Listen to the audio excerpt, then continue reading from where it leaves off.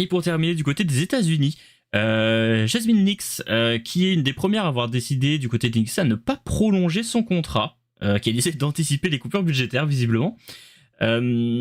Visiblement parce que son salaire ne serait pas aussi élevé que ce qu'elle attendait, en tout cas sur la prolongation qui lui a été proposée.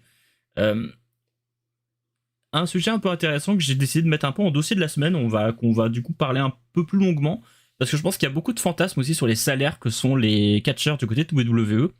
Visiblement, le salaire a l'air d'être dans les alentours de 50 000, 60 000 à l'année, ce qui est pas énorme quand on sait que du côté de WWE en tout cas, les catcheurs payent pour tous les à côté, payent pour la nourriture, payent pour les hôtels, les transports, etc., pour leur tenue, etc., etc.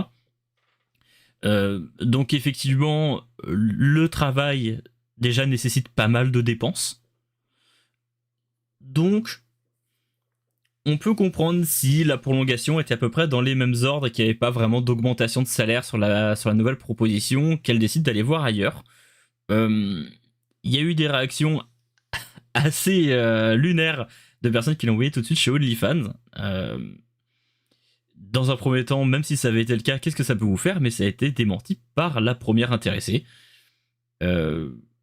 J'ai du mal à comprendre ce genre de réaction de mon côté.